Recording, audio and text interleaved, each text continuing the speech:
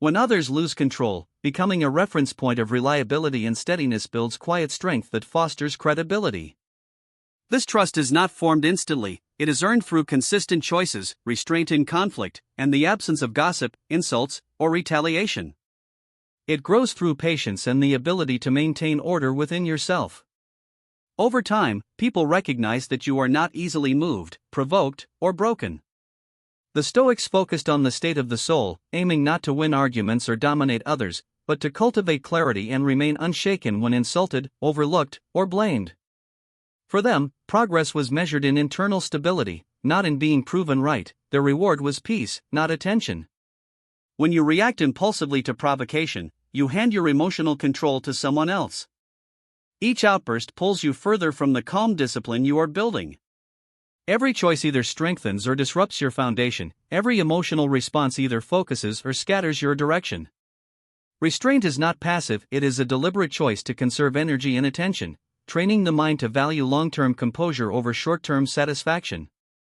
This growth often appears subtly in your ability to endure hardship without bitterness, or to speak carefully when others are reckless. True peace comes when someone else's behavior no longer has the power to disrupt your focus, and that peace is earned through repeated practice. Marcus Aurelius advised avoiding the behaviors of those who cause harm. This is both ethical and strategic. It prevents you from being shaped by malice or carelessness, preserving your independence and keeping you responsible for your own development. The space between you and another person's harmful actions is where your authority begins. In that space, you can think clearly, ask better questions, and act with intention. Expanding this space gives you time to choose wisely, and living within it creates a mental buffer zone, the foundation for long-term self-control. Protecting that space is a daily practice requiring self-awareness, impulse management, and adherence to your standards. Over time, this effort becomes an unshakable part of your character, anchoring you through storms, conflict, and uncertainty.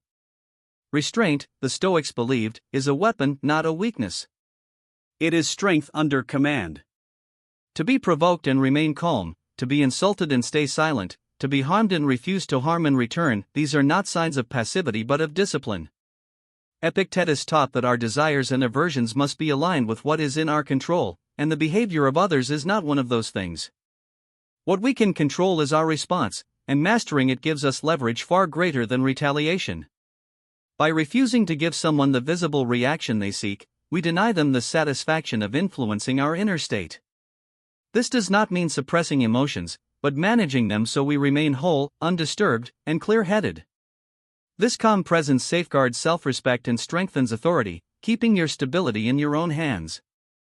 When grounded, you remain rational, which is essential in conflict. High emotions cloud judgment, but steadiness allows you to see the broader picture, the motives of others, and the disarray in their emotional state.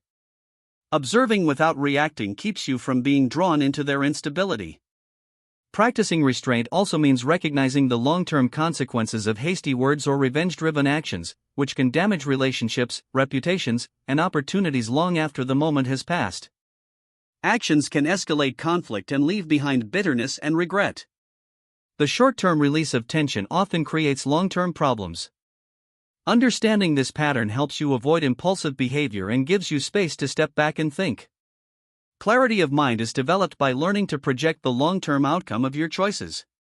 Restraint is choosing to invest in your future peace instead of spending energy on temporary satisfaction. When you recognize that the cost of anger is often far greater than the relief it brings, you begin to shift your behavior. This is not about silence for its own sake, it is about protecting your path and preserving the clarity that allows you to live with intention rather than reaction. A practical method for building restraint is to incorporate pauses into your daily rhythm. This begins with something as small as a breath.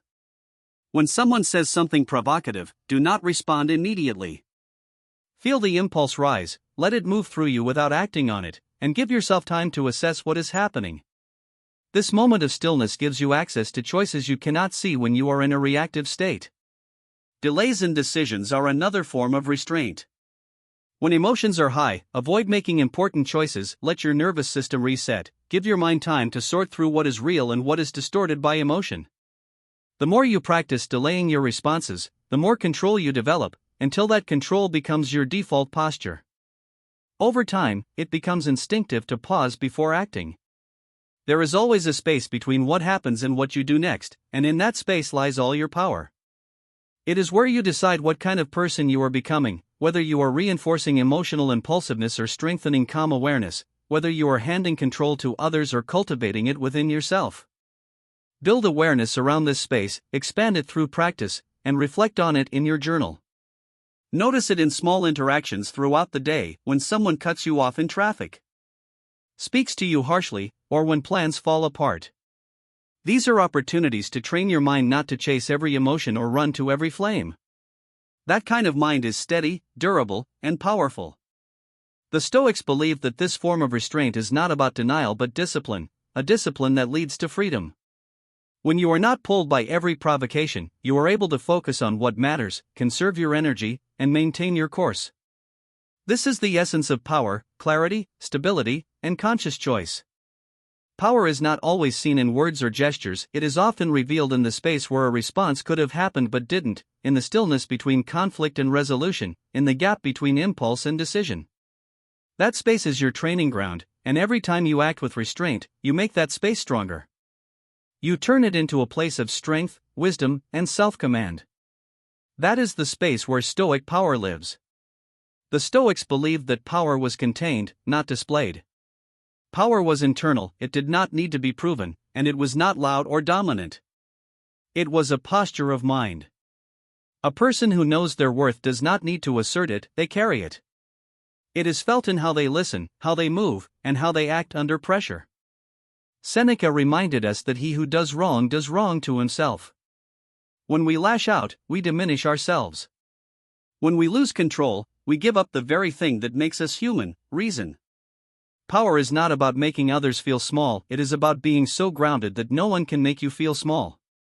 It is the ability to keep your inner order when the outer world is chaotic, to choose what is right over what is gratifying. This kind of power makes you unapproachable to petty conflict, and attempts to provoke you lose their force. When they meet no resistance, you remain steady. Your stability is not contingent on how others behave, it is rooted in the clarity of your own principles. You do not chase approval or fear rejection. You stay consistent regardless of external tension. The more you return to this posture, the stronger it becomes. You do not need to make a scene or prove your worth through reaction.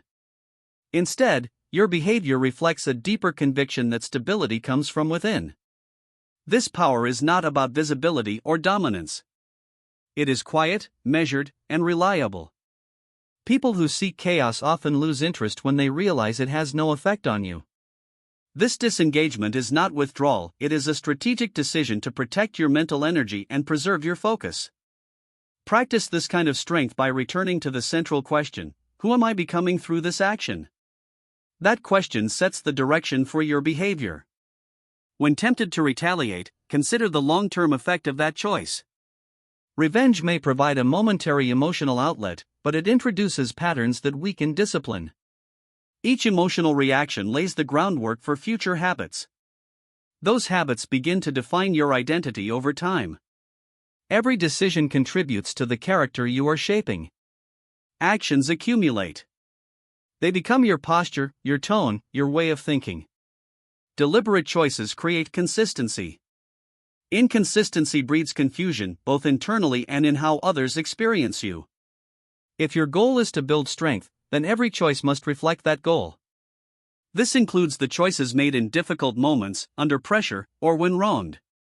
The responses formed in adversity hold more weight than those made in comfort.